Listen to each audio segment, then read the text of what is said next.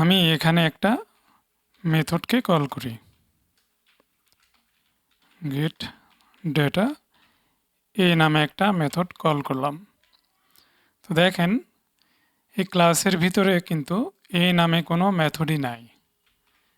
So আমি যদি reload করি তাহলে অবভিয়াসলি এরর পাবো, যে ফ্যাটাল এরর আসছে, যে আনডিফাইন্ড মেথড। ওকে, এখন আমি যদি কল নামে আন্ডারস্কোর কল এই মেথডটা এখানে কল করি তাহলে কি হয় দেখি।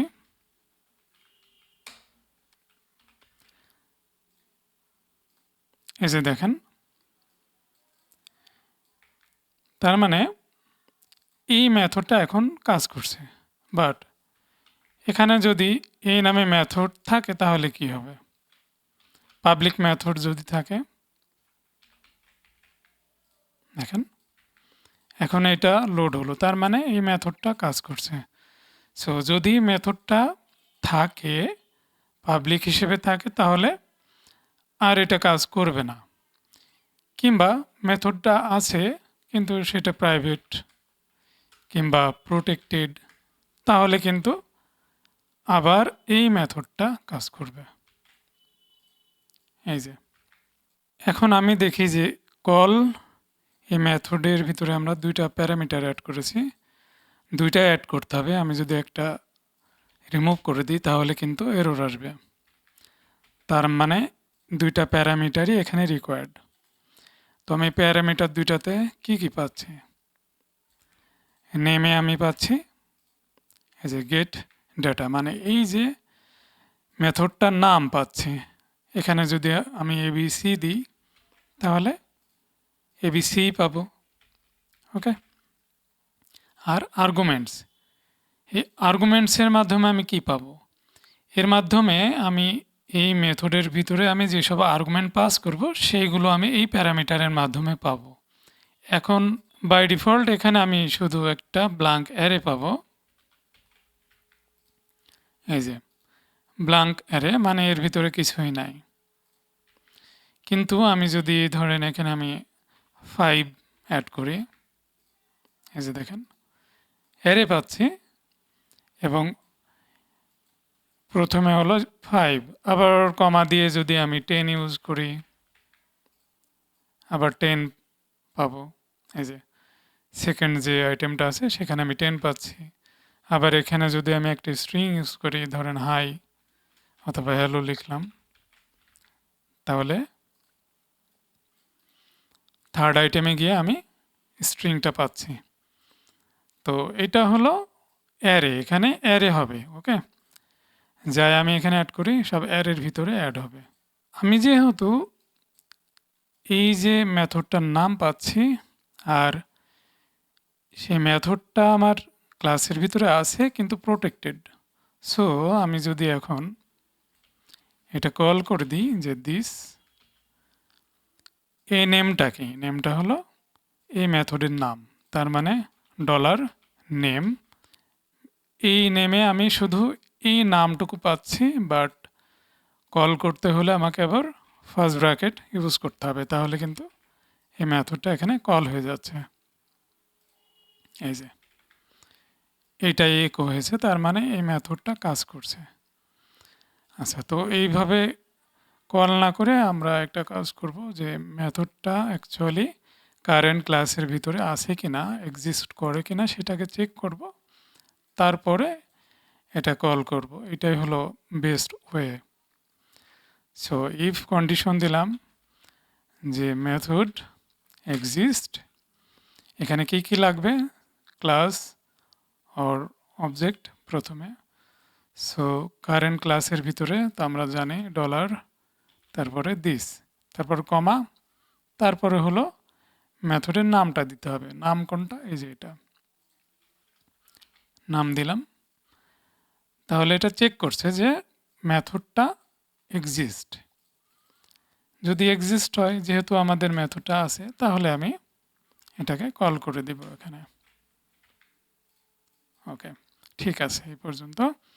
এখন আমি চাচ্ছি যে এই যে আর্গুমেন্টটা, এটা আমি এর ভিতরে পাস করে দিব, পাস করে দিই। আর যদি এটা ধরতে চাই,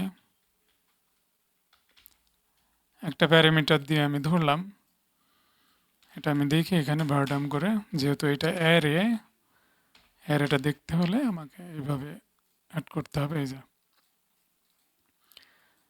কোনো সমস্যা নাই, এখানে যে আমি ডেটাগুলো পাস করেছি এগুলো এখানে এসে অ্যারে হয়ে গেছে এবং অ্যারেটা আমি এই মেথডের ভিতরে পাস করে দিচ্ছে এবং এখানে ভারডাম করে সেটা আমরা স্ক্রিনে দেখছি। এই পর্যন্ত ঠিক আছে, বাট এখানে একটা সমস্যা আছে। সমস্যাটা কখন হবে, ধরেন আমি চাচ্ছি যে এই যে এখান থেকে ধরেন আমি এখান থেকে 20 পাঠাই, এই 20টা আমি গেট ডেটার ভিতরে নিতে চাচ্ছি এবং হ্যালোটা আমি আলাদাভাবে নিতে চাচ্ছি। এটা যদি করতে চাই তাহলেই হবে প্রবলেম। ধরেন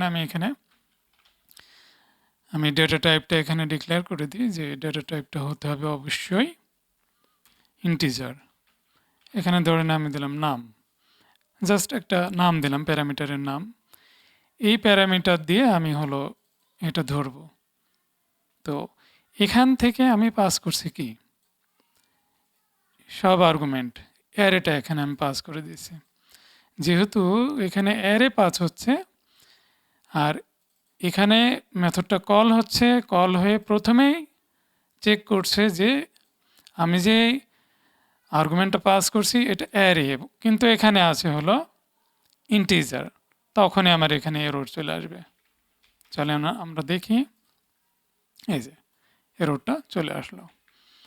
তো এটা কিভাবে সমাধান করা যায়, তো এটা একটা সমাধানের ওয়ে আছে, সেটা হলো আমাদের এখানে পিএইচপির একটা বিল্ট ইন ফাংশন আছে, সেটা ইউজ করতে হবে। সেটা হলো call underscore user underscore funk array, এই ফাংশনটা ইউজ করতে হবে। এখানে কি চাচ্ছে যে কল ব্যাক ফাংশনটা এখানে প্রথমে অ্যাড করতে হবে। তো কল ব্যাক ফাংশন কোনটা, নেম।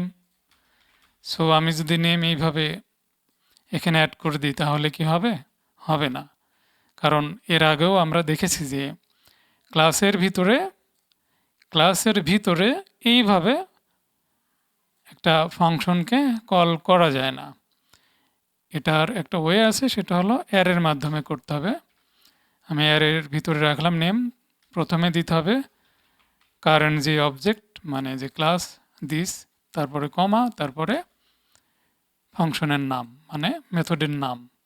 ওকে, এরপরে হলো আমি আর্গুমেন্ট পাস করে দেব।